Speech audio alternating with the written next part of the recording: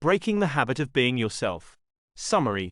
In Breaking the Habit of Being Yourself, Joe Dispenza explains how our thoughts and emotions create a loop that shapes our reality, influencing our habits and ultimately our identity. He explains what makes us think and feel the way we do, how that affects the condition of our lives, and how to use this information to form a brand new, better version of ourselves. Unhappiness is the result of bad habits that make up our personality, and personal growth requires unlearning those habits. Our habits are formed through a loop of thoughts and feelings, shaping our reality and becoming hardwired in our brains. By understanding the power of neuroplasticity, we can intentionally change our habits by rewiring our brain through focused thoughts and emotions. Epigenetics reveals that our experiences can even change our gene expression, highlighting the influence of our internal environment on our external circumstances. Joe Dispenza has a doctorate of chiropractic degree and has done extensive postgraduate training in neuroscience, brain chemistry, and cellular biology, among other things. In this guide, we'll look at the role of the brain and body in forming and maintaining our habits, as well as how to overcome these habits and break free from our old selves. We'll explore Dispenza's meditation technique. We'll also look at the science behind Dispenza's ideas and compare them to advice from other authors on how to change your habits and yourself. Where do our habits come from? As Dispenza explains, changing your life requires changing your habits. Your habits are thoughts, emotions, and behaviors that you engage in regularly.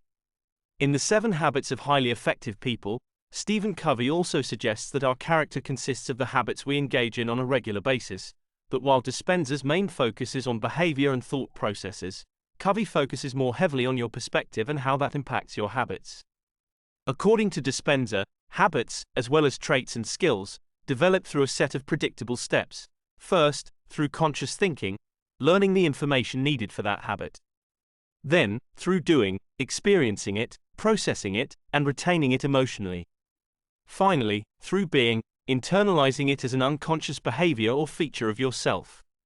Once you've mastered a habit, skill, or trait, it becomes ingrained in you and your external environment can't easily interfere with it.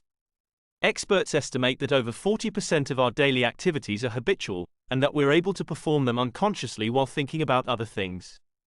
Research also shows that people are more likely to fall into their habits, both positive and negative, if they are tired or overloaded, suggesting that it's easier to change your habits if you're able to get enough rest and have a positive environment. Sometimes, we develop bad habits. When bad habits begin to run your life, your health and well-being suffer.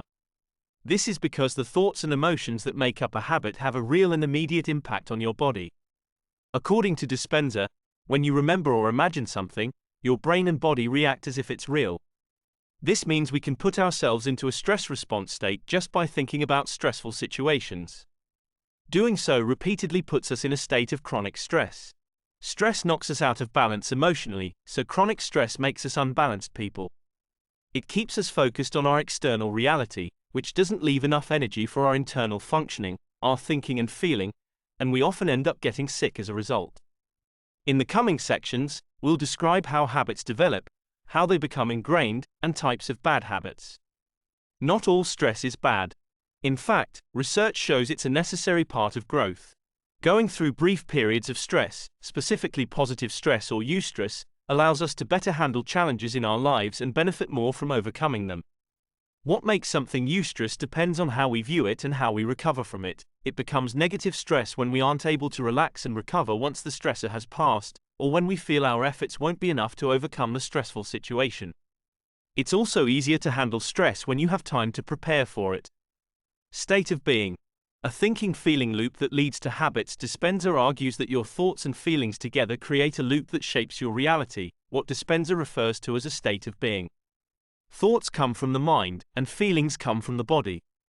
However, while thoughts and feelings originate in different places, they're constantly giving each other feedback, creating a loop. A thought will make you feel a certain way, and then when you later feel that specific way, you'll have that same thought. Loops can be positive or negative. A bad thought is accompanied by a bad feeling, and the next time you have that feeling, the bad thought comes. Or you have a good feeling that feeds into good thoughts, and vice versa. Your unconscious brain may have many bad habit loops stored in it, some of which likely developed during childhood as defense mechanisms to deal with difficult or traumatic experiences that you had little or no control over. While these mechanisms may have been useful at the time, they can be damaging in adulthood, especially if your conscious brain isn't aware of them. These feedback loops shape your reality. If you have a negative loop, you'll see the world negatively. If you have a positive loop, you'll see the world positively. This reality eventually becomes a part of your identity. If your state of being is one of insecurity, for example, you'll begin to think of yourself as an insecure person. And, the more these loops are allowed to continue, the more these habits become hardwired into you. These loops can even spill over into our daily lives and experiences. If you find yourself having the same problems with every boss you have, or every romantic relationship you have, you may be in an experiential loop. As with thought loops, breaking experiential loops requires deep introspection and an understanding of what's going on in your conscious and unconscious mind that causes you to keep reliving the same experiences. Controlling your reality through your thoughts. Many other authors agree with Dispenza's belief that your thoughts shape your reality. However, they often take different approaches to using this principle to achieve the reality you want. In As a Man Thinketh, James Allen advises taking control over your thoughts by identifying one main purpose for yourself and pursuing it exclusively, directing all your thoughts toward it. If you have one major change you want to make, this method may work better for you than focusing your intention on multiple smaller goals.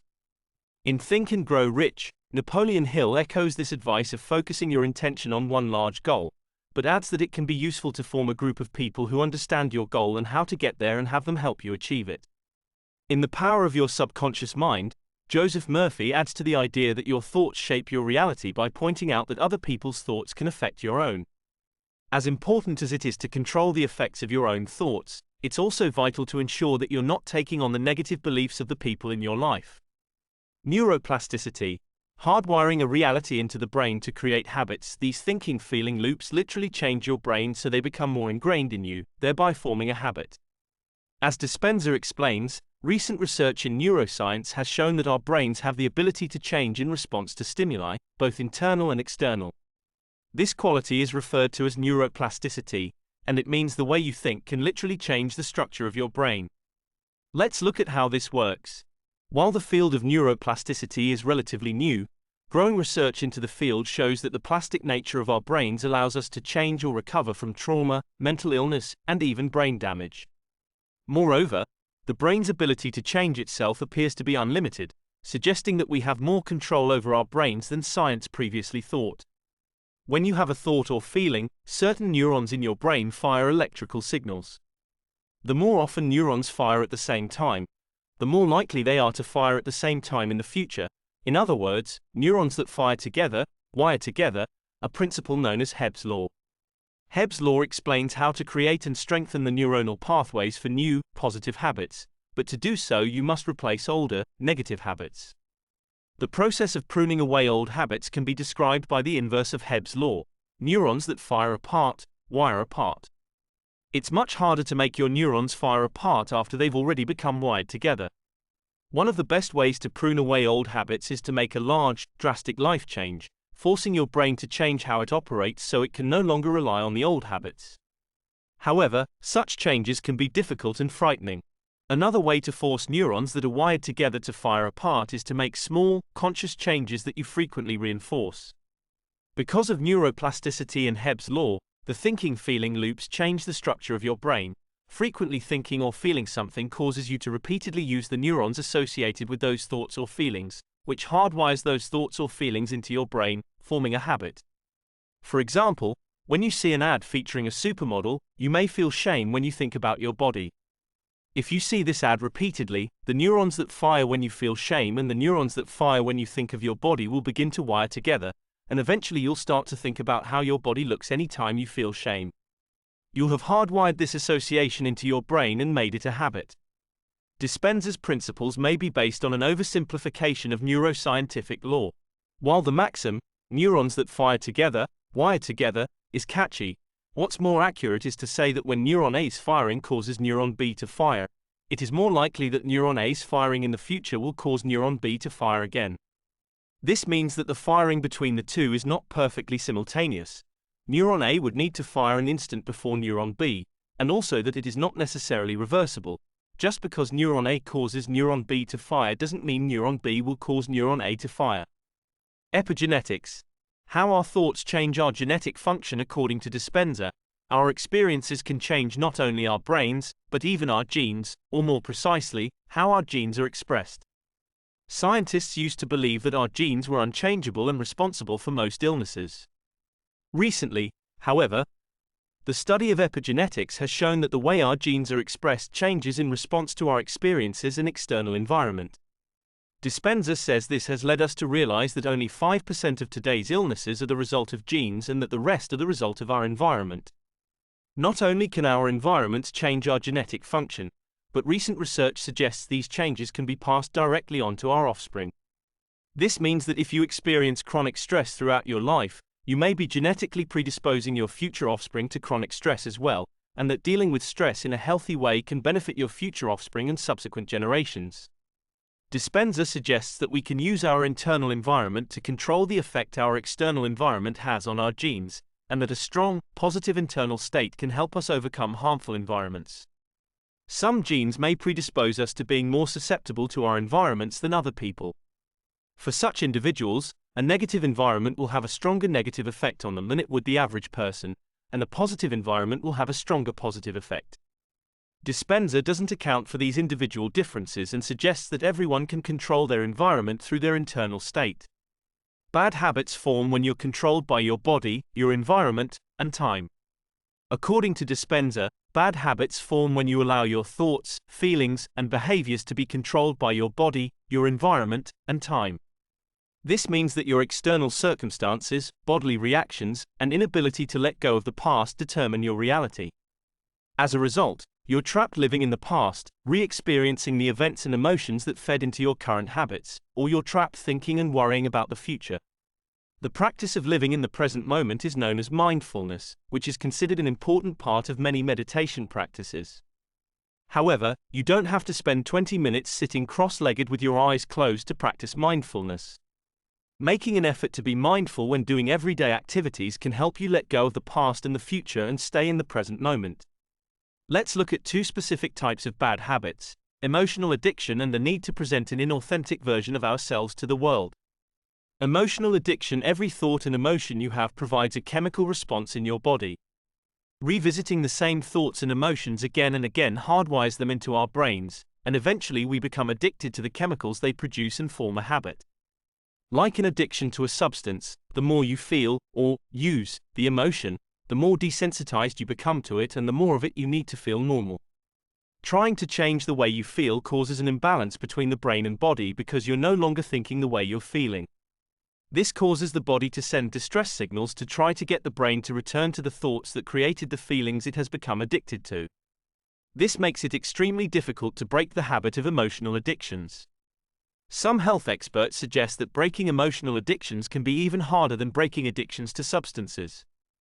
They argue that substance addictions are actually rooted in emotional addictions, and the process of breaking a habit can feel like the pain a heroin addict experiences when their body is sending out signals that it will literally die without its fix.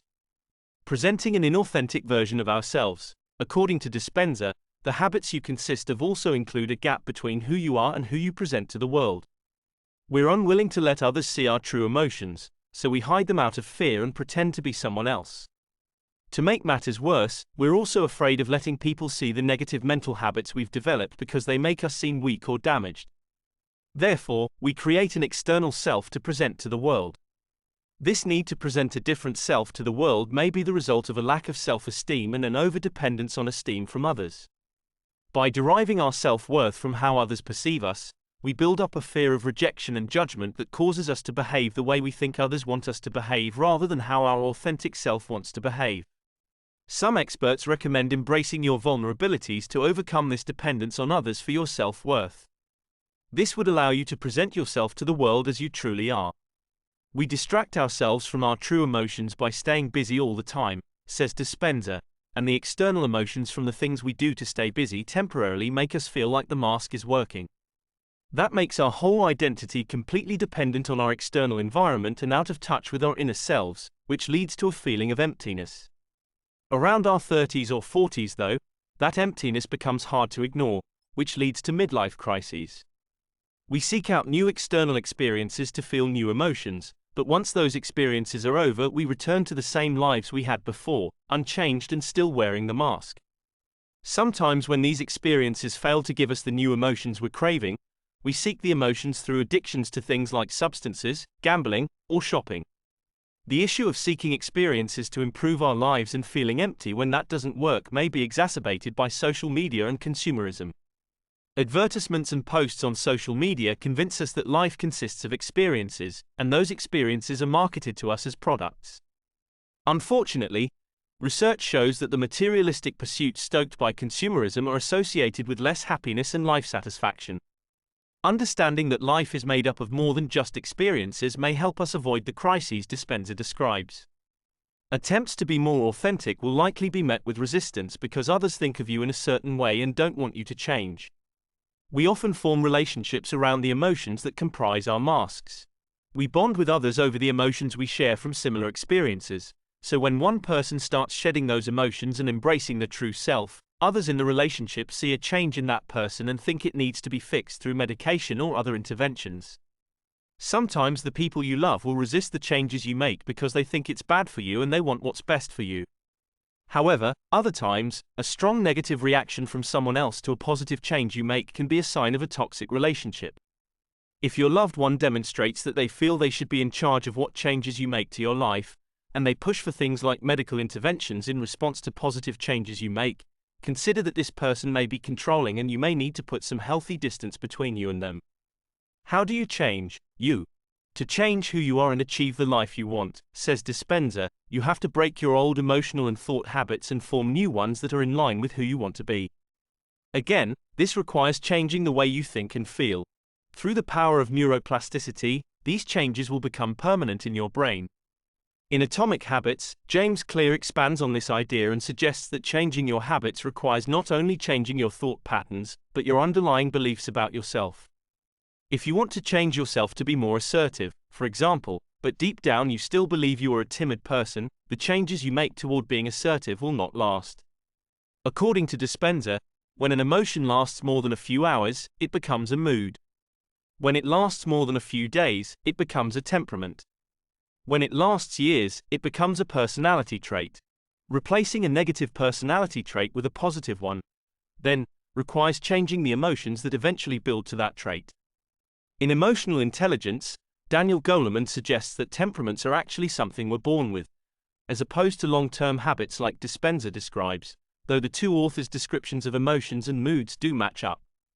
Goleman goes on to say that being trapped in a negative temperament is a sign of a long-term disorder that may need medical intervention, whereas Dispenza suggests that temperaments can be controlled by your actions.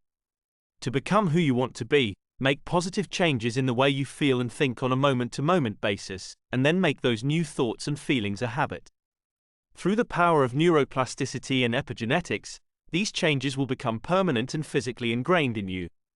Dispenza doesn't provide a timeline for how long you should expect change to take, and the time needed will depend on you, the habit you're building, and your life. However, research suggests that it takes an average of 66 days to form a new habit. Some habits can be formed in a few weeks, but if you feel yourself stalling out and wonder why something hasn't become habitual yet, consider that it may take several months to fully ingrain this change in your brain. Quantum entanglement. Change your past and future by changing your present. According to Dispenza, changing yourself and manifesting what you want is a matter of quantum physics. Quantum physics is the study of physical properties of matter at the quantum, or atomic and subatomic, level. The principles of quantum entanglement demonstrate that everything is connected. All matter is made up of atoms, which are made up of subatomic particles like nuclei and electrons. When two particles become entangled, whatever is done to one particle is done to the other no matter how far apart they are in space. Quantum entanglement can only occur between a pair of particles that interact with each other physically. Scientists can create entangled particle pairs, or they can occur randomly, but Dispenza doesn't make clear how this principle extends beyond the quantum level to connect everything in existence. Dispenza suggests that the same entanglement principles apply to time, and that doing something in the present can affect our past. He describes a study in which participants were instructed to pray for a group of patients who were suffering from sepsis, alongside a control group of sepsis patients who were not prayed for. The study saw greater improvements in the outcomes for the prayed-for group, But the twist is that the patients in the study weren't currently being treated for sepsis but instead had been treated 4 to 10 years prior. Dispenza presents this as proof that the way we think and behave in the present can literally change our past. The study cited by Dispenza was one of the British Medical Journal's yearly spoof articles. The information in the article was not false, but it was presented as evidence of a deliberately absurd and satirical conclusion. Dispenza is not the only one to have cited this article as genuine evidence of the effects of prayer. This is because these spoof articles are archived in online databases the same way serious articles are, with no obvious indication that they are satirical. However, that doesn't mean there's no basis for Dispenza's claims. A theory called retrocausality suggests that measuring a particle in the present could influence it in the past, but the idea is generally regarded with skepticism in the scientific community. So the actions you take now determine your past and future, but you must choose what past and future you want for yourself. An electron orbiting in an electron cloud represents an infinite number of possible locations and, until observed, exists only as potential. Since all physical matter is made up of these subatomic particles that make up atoms, Dispenza says all of our reality is made up of potential, of past, present, and future realities that simultaneously exist and don't exist. It is up to us to observe and select that potential option to achieve an experience. Quantum superposition and the idea of infinite potential realities. The concept of the coexistence of multiple potential realities in quantum physics is called superposition. However, the idea that it can be applied to objects of a larger scale than the quantum level or to our daily lives is not supported by the scientific community, as was illustrated by the famous thought experiment by Erwin Schrödinger. The experiment involved placing a cat in a box with a radioactive substance that, as it began to decay, would cause a poison to be released into the box. If the idea of quantum superposition were applied to the box, the principle would hold that the cat is simultaneously alive and dead until someone opens the box and checks the cat's status. The idea that a cat could be both alive and dead at the same time was meant to point out the absurdity of trying to apply the principle of quantum superposition to non-quantum reality. Though you can choose an experience you want, you can't control how that experience comes to be. According to Dispenza, you manifest the what, and let quantum mechanics take care of the how. If your goal is to be happily married with a career you love, you can focus your intention on achieving those things, but how you achieve them will be up to the universe. Stay focused on that goal and don't get bogged down in the details of how it will happen. If you align your thoughts, feelings, and habits to manifest what you want, it will come to you like magic, usually in a way you could have never seen coming. In You Are a Badass, Jen Sincero also suggests that you need to focus on what you want to achieve and leave the how up to the universe. She adds that you should make physical representations of your intentions like a vision board and surround yourself with others who will support you in your pursuit of change and growth. Meditation, creating a new you, to break the old habits that form your current personality and form new ones that support who you want to become. Dispenza recommends a 4-step meditative practice, with each step taking a week to master. However, he also emphasizes that you should go at your own pace and only move on to the next week's steps after you've mastered the previous ones. Over time, your body will memorize how to perform these steps, and they will become a part of your subconscious ability. Research definitively shows that regular meditation can lead to greater neuroplastic change, lending proof to Dispenza's claim that his meditative practices help you break and create habits more easily on a neurological level. Step 1. Relax your brain waves. The first step Dispenza describes is a process he calls induction. This is a process you'll use at the beginning of each meditation session to put yourself in a state of calm, characterized by low-range brain waves. This is the same state that hypnotists put people in when performing hypnosis. It primes you for the meditation process and builds the foundation for the steps that follow. Short-form note: hypnotic inductions can be performed in a number of ways, through methods such as breathing, counting, or conversation. But in contrast with the process Dispenza describes, hypnotic induction requires someone else to put you in that state. If you struggle to reach the induction state using Dispenza's methods, having a trained hypnosis practitioner put you in a hypnotic state might help you practice the feeling of that state and the process of getting there. Your brain's electrical activity can occur at different wave frequencies, and these frequencies reflect your state of mind and how attuned you are to the outside world. High wave frequencies mean you're alert and thinking, and low wave frequencies mean you're calm and not as cognitively active. Let's look at each wave frequency. Beta. As adults, we spend most of our time in the high-frequency beta state, consciously thinking and processing the stimuli around us using our neocortex. Alpha. When we slow our thinking and start to tune out sensory stimuli, we slip into lower-frequency alpha waves where we're in an imaginative state that helps us learn and retain new information. Theta. In theta, our brainwave frequency slows until we're practically half asleep, with the conscious mind being awake while the body is in a close-to-sleep state. The conscious and subconscious minds are no longer separated. Delta. Delta is the lowest wave frequency and occurs when we're deeply asleep. The functions of different brainwaves. These four brainwave frequencies provide us with different benefits, which Dispenza doesn't discuss.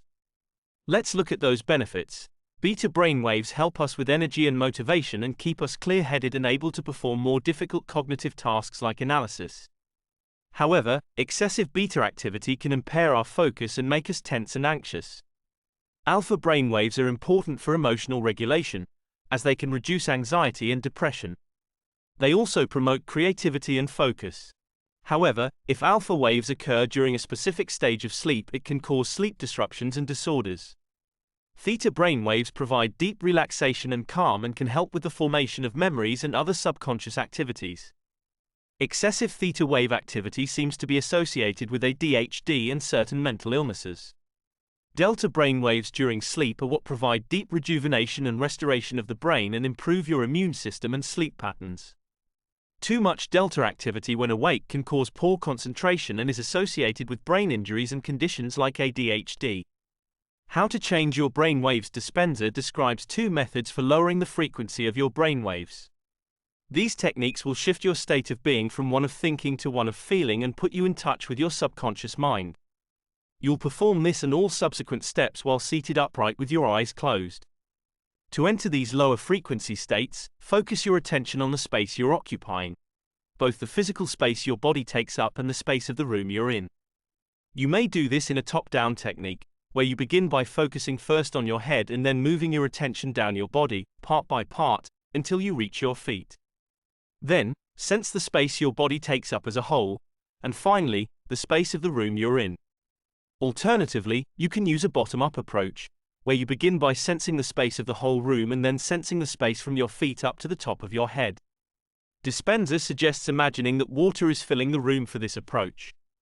Other methods of changing your brainwaves. In addition to Dispenza's induction method, there are a number of ways you can manipulate your brainwave frequencies. Brainwave entrainment is a phenomenon by which brainwaves become synchronized in response to stimuli like sounds. This method has been used by different cultures for centuries through practices like drumming and chanting. Types of brainwave entrainment include binaural and monaural beats, both of which involve playing 2 notes of different frequencies, or pitch, which prompts the brain to create a tone in between the 2 frequencies. The brain will then adjust its waves to synchronize with this perceived third frequency. Another method of controlling your brainwaves is neurofeedback, which allows you to view your own brainwave activity on a screen so you can learn to consciously move in and out of different brainwave frequencies. This method is often used to treat ADHD and mental illness, and you can also use it to maximize your mental performance. Step 2.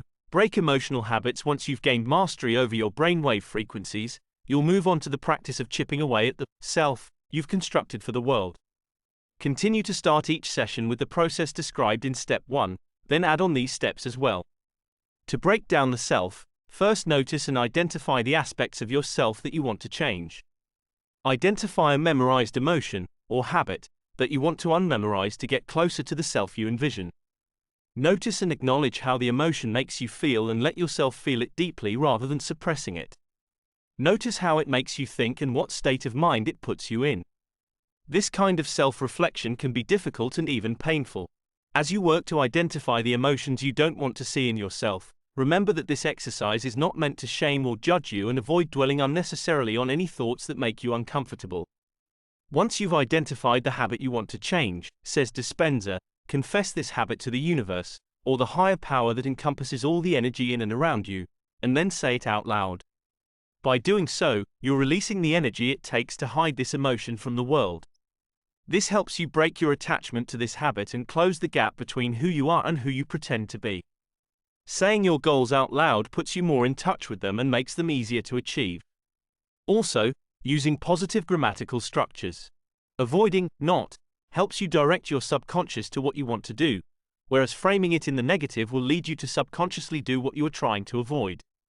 The final step Dispenza describes in breaking down the self is to let that habit and its emotion go into the universe and understand that you can't control the outcome. This step requires you to have faith in the higher power that organizes the universe and to release your desire to control the future. Trust that the universe will provide you with the best solution, probably in a way you could never have seen coming. In The Power of Positive Thinking, Norman Vincent Peale also suggests that appealing to a higher power or God will help you achieve your goals. He emphasizes that doubt of any kind will hinder this process and recommends that you avoid saying or even thinking doubtful thoughts. Step 3. Break behavioral habits. Once all the steps above have become second nature to you, you can move on to the process of breaking your old habits. To do this, notice the behaviors that accompany the emotions you've memorized and look for these behaviors anytime they happen. List the behaviors that you see in response to the emotion you're unmemorizing and memorize this list so that you can always see them when they come up. Now, says Dispenza, anytime you notice these behaviors, say, change, out loud to train yourself out of those behaviors. Eventually, you'll break these habitual behaviors and move closer to the self you want to be. In The Power of Habit, Charles Duhigg offers some additional tips for breaking bad habits. He suggests identifying the different triggers that cause you to engage in your bad habit and rearranging your life to avoid these triggers. He also suggests identifying what reward you are getting from that bad habit and substituting a different reward to try to circumvent the bad habit. For example, if you feel the need to smoke a cigarette because it will make you feel less stressed, but you decide to take a walk instead, you may feel afterward like you don't need the cigarette because the walk already provided the reward of reduced stress. Step 4. Form new habits. Now that you've unlearned the habits of your old self, Dispenza explains, you'll work on forming new habits that you want to see in yourself. First, identify these new habits you want by asking yourself what your ideal self is and how you want to think, act, and feel. As you meditate, practice this new self on a daily basis so that you build the neural pathways that make up that self. Dispenza's other work expands on the possibilities to change by using his meditation system. In his workshops, Dispenza has suggested that participants can change not only their habits and personal attributes, but also things such as their ability to get pregnant when having fertility issues. After you finish each meditation session, you should feel like a different person. The meditation isn't effective if you find yourself in the same state you were in before you meditated. If you're doing it correctly, you'll see results. You'll see changes in your life that match up with your thoughts and intentions as you send out signals into the universe and manifest the potential future you want. The idea that if you don't see results, you're doing it incorrectly is a type of circular reasoning. Dispenza suggests that this system will work for everyone as long as they do it correctly, but if the only way to know you're doing it correctly is if you see results, then that suggestion is impossible to disprove. What is the new you like? Once you've broken the old habits that used to make up your personality and adopted new ones that reflect who you truly are and want to be, Dispenza says that the new you will be fully in control of yourself. At this point, your external environment no longer controls how you feel and live. You notice bad habits as they emerge and are able to break them easily, using your mind to overpower the effects of your body, your environment, and time. Dispenza doesn't directly address the effects of trauma in the formation or reformation of bad habits. Someone who achieves the mastery Dispenza describes but then experiences a major trauma might find his system insufficient for overcoming the negative habits that naturally develop as part of a trauma response, especially since some of these habits are survival mechanisms that may mitigate the effects of further trauma. You've closed the gap between who you are and who you present to the world, and you're no longer attached to the identity you built for the world. Your state of being is one of awareness, says Dispenza. You're in touch with your inner self and engage in self-reflection constantly, allowing you to identify thoughts or feelings you don't want so you can consciously keep yourself out of those states and stop reinforcing the neural networks that formed the old you. Finally, you're free of wants and needs. You've moved from a state of selfishness, accompanied by emotions like shame, guilt, fear, and anger, into a state of selflessness, characterized by emotions like gratitude and joy. You've created the habit of being a new self. Are you a goal or a journey? Dispenza's picture of the new you is appealing, but it suggests that once you've achieved this new self, your work is over.